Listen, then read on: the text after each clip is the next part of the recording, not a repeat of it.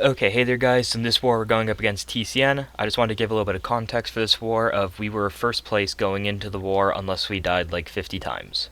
So that's just a little bit of like context going into it, because I know while this war was happening and like all the different alliances like share their scores as they're kind of going on, some of the alliances were a little bit mad at our score, and I don't know if I showed it there, but I boosted for this war. I mainly did it because I wanted to maintain my deathless. I didn't die last season, and I hadn't died this season, so I wanted to maintain that. And I also didn't die for like the second 2/3 of the season before that. Also, I just don't like dying, so I wanted to boost. I was gonna play this war out. We ended up dying more than I would like to see our alliance dying, but in the end, this war didn't really matter for the alliance, so it's just a bit of a. It was like, let's just go into this war, have some fun. The ironic part is the alliance we're facing is TCN, and they got docked again. So that first fight was against Craven. I've done that fight before, or I've done that fight, but I don't think I've done that on that node. Maybe I did it on the node as well. Archangel did very, very well, except for no, I didn't get hit in that fight. I don't think I did. Yeah, that fight went pretty smooth. I decided to not try to dex the SP1 because one of the previous times I fought Craven, I really messed up on like what I was doing, and I just kind of got like hit by his SP1. I don't think it was the bow part, but right there, I mistimed that. I should have actually held off on the special for like another like half second or two, because the timer was just about to expire, and if you nullify or stagger the armor, it doesn't make it so you're not stunned, or so he's not unstoppable. And right, I just miss a parry, go in, get parried, eat a special one, and then I take degen while trying to wait for his unstoppable because he's stun immune while unstoppable. And right there, I finally get my SP3 off, and I could have waited until after the armor up triggers, but this node is power focus 1, so I'm not worried about pushing him to an SP3 during my actual like combo part. And the second part is, I'm just going to go in for a really short combo. I'm just going to hit, I'm going to back off. And by doing that, I can still get up to an SP2 really quickly, because once I launch the SP2 with my Fury, it doesn't matter if he's at these 10 Furies here, this SP2 is just going to kill him. I have a Fury with Doom, 17k crit, I'm boosted, right? Like, it didn't really matter there. So, I made a joke to my officer about stealing this fight, and I was actually considering it because Sasquatch isn't bleed immune, so you can Archangel him, so I was considering doing that, or using Doom or something, but then I saw the Torch pre-fight, and like there's the shocks and stuff, so I didn't do it. Could I have? Yeah, but maybe I would have died, and I wanted to, as I said, I wanted to maintain Deathless this season, so I put on those boosts, I put on my attack boost again here. And this fight here, one of my alliance mates, I believe it's Brian, no, it wasn't Brian today. I don't know who it was. Someone gave me Horseman for this fight, and for the next fights I have Archangel through the whole second half of the war. There's no more Doom fights, it's just that one. And this fight with Archangel is pretty cool. So right, it's kind of like that Nick Fury, right? I have to watch how many times I block before he goes unblockable, but in his base kit he's also going to go unblockable. I cannot prevent him going to Frenzy through Neurotoxins, that is ability accuracy immune, but my Neurotoxins are still going to do a ton of damage. He's also heal blocked through them, even though he's immune to regen for like just a standard heal block, I think. The passives are fine. And he doesn't trigger the unstoppable there because I have my Neurotoxins on him.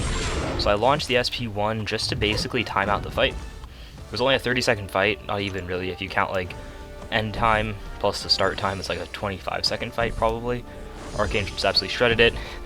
In a fight like that, it feels a little bit longer, you're a little bit stressed, but it was pretty simple. Here, in theory, I could probably use Doom there, but I was assigned Archangel because with the Horseman, right, you take 90% less damage from the bleeds, so even if he gets an armor up, I'm actually going to heal from every bleed I get.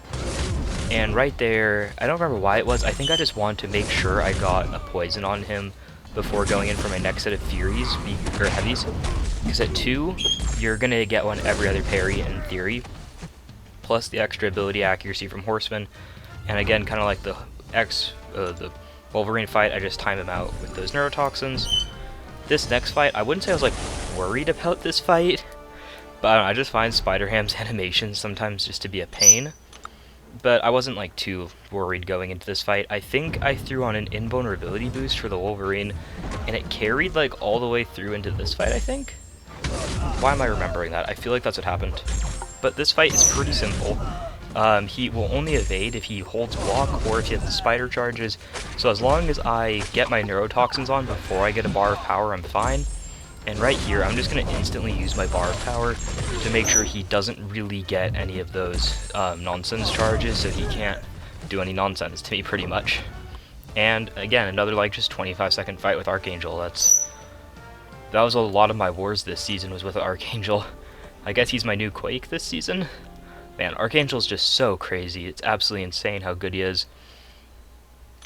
I think the reason I went out there was there was just like something. Oh yeah, that's right.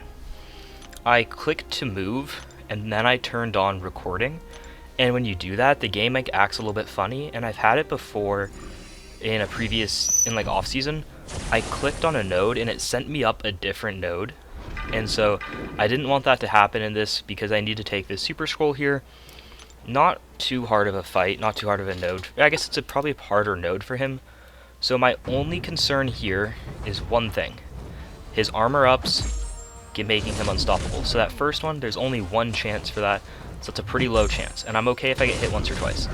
And again there's only one chance. And I had 2 neurotoxins. I have 4 fights over. At 2, it's a very, very low chance for him to trigger it, right? Because as I said, it's a dual chance. He has to first trigger the armor, then he has to trigger the unstoppable, and it's a super low chance for both to get bypassed by the neurotoxins. But once I'm up at 9, it's over. Again, even against a mini boss, was that rank 3 or rank 4? I think it was just rank 3. I don't think it was rank 4. Super fast. Here's Kome. Man's a bot. Tries to use magic against a Mangog and just insta-dies. What an absolute scrub. Just a pure scrub that man is. I don't even know how he does it. As I said, I wouldn't say we were trying our hardest this war with 19 deaths.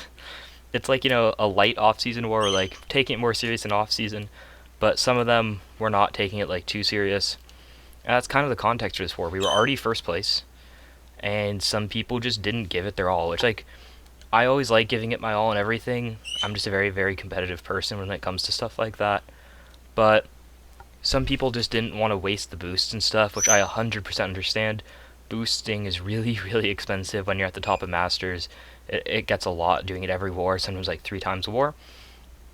And this is, as I showed at the beginning, this is the end of season rankings. We're first place again, so this is 3 seasons in a row. I can't believe it, honestly, that we're war champions 3 seasons in a row. Great job to 4Loki this season. They've had a couple rough seasons the past little bit, but they really bounced back this season. I hope that they stay like top 10. They're always a fun alliance to see with all the different YouTubers, get to see their different content. Savage Squad, I don't remember how they did this season. There wasn't as much like talk about them. I guess they like kind of snuck on the podium. It might have been, yeah, but they did well, of course. Like just great job to everyone in Masters. Great job to everyone everywhere, basically. I don't know. I hope you guys are happy with your war season openings. I hope they went well for you guys. Mine went pretty well. I'll be posting that really soon. I just haven't had a lot of time recently. So I'll try to get that out soon. Hope you guys have a good one. Bye.